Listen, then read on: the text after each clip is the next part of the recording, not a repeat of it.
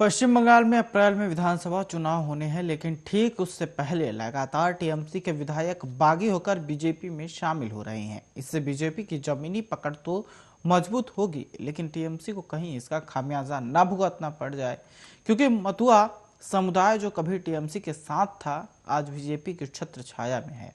और अगर बंगाल के सियासी समीकरण को देखें तो मतुआ और राजवंश समुदाय अगर चाहे तो बंगाल में सियासी बयार को बदल सकता है। कैसा है बंगाल का सियासी समीकरण और क्या स्थानीय मुद्दे छोड़कर अब क्या जात के आधार पर इस रण क्षेत्र को जीतने की कोशिश की जाएगी? एक रिपोर्ट देखिए।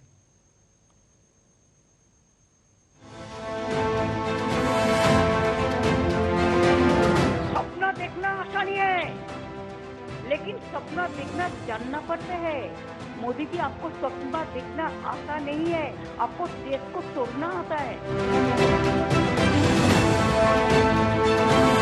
बंगाल में सरकार बदलनी है या नहीं बदलनी है?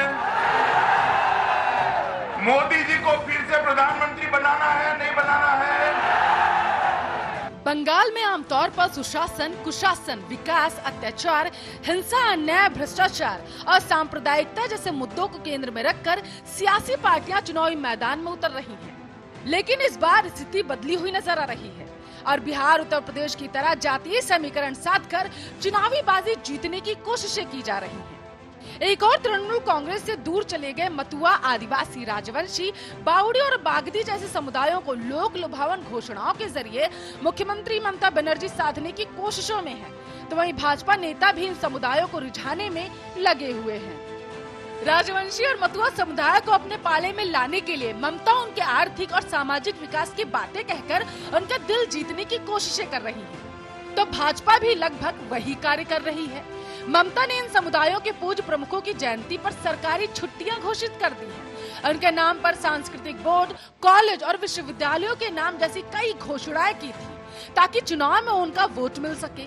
पर पिछले सप्ताह भाजपा के कद्दावर नेता और केंद्रीय गृह मंत्री अमित शाह ने राजवंशी और मतुआ समुदाय की गढ़ में जनसभा कर घोषणाओं की जो झड़ी लगाई, उसे ममता के नहले पर दहला माना जा रहा है।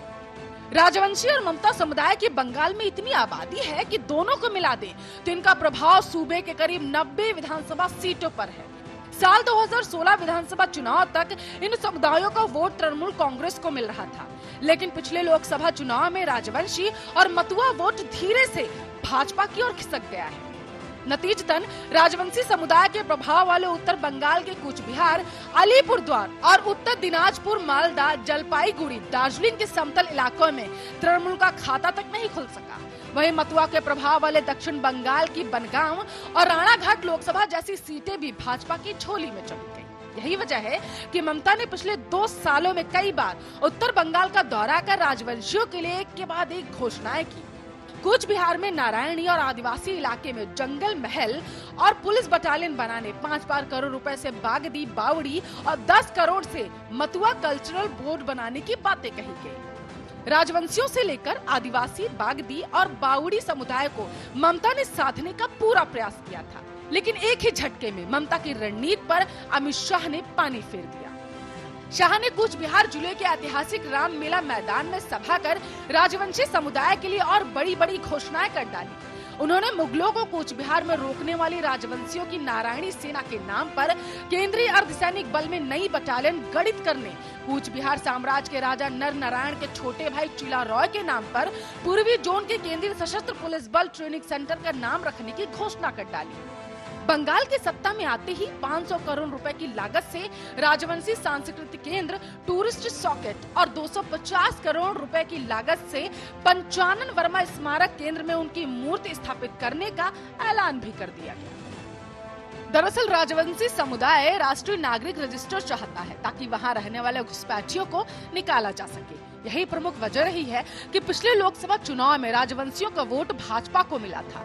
उत्तर बंगाल सहित इससे सटे असम के कुछ जिलों में भी राजवंशी समुदाय का प्रभाव है। असम में भी चुनाव है। ऐसे में शाह ने एक तीर से कई निशाने साधने की कोशिश कर डाली। वहीं ममता ने जो मतुआ जैसे शरणार्थियों को जमीन पट्टा, राशन कार्ड से लेकर अन्य सभी सरकारी सुविधाएं देने की घोषणा कर अपनी ओर आकर्षित करने का प्रयास किया था, उसकी भी शाह ने हवा निकाल दी। उन्होंने मतुआ समुदाय को नागरिकता देने के लिए संशोधित नागरिकता कानून लागू करने की बात कही, तो साथ में भरोसा दिया कि बंगाल में भाजपा की सरकार बनते ही मुख्यमंत्री शरणार्थी कल्याण योजना, मतुआ समुदाय के बुजुर्गों के लिए पेंशन, युवाओं के लिए छात्रवृत्ति और अन्य योजनाएं भी लागू की जाएंगी। साथ ही ठाकुर नगर रेलवे स्टेशन का नाम श्रीधाम ठाकुर नगर किया जाएगा। केंद्र द्वारा इसे टूरिस्ट सॉकेट के रूप में अब देखा जा रहा है। बीजेपी सीएए और एनआरसी का समर्थन करती है, तो टीएमसी कहती है कि इन्हें लागू नहीं होने देंगे। लेकिन यहाँ पर आपको ये बताना बेहद जरूरी है कि अगर राजवंश और मतुआ समुदाय चाहें तो ये बंगाल का सियासी समीकरण बदल सकते हैं, क्योंकि ये किंग मेकर की भूमिका में है। बंगाल में सत्ता किसको मिलेगी, बंगाल में ये यही समुदाय डिसाइड करते हैं।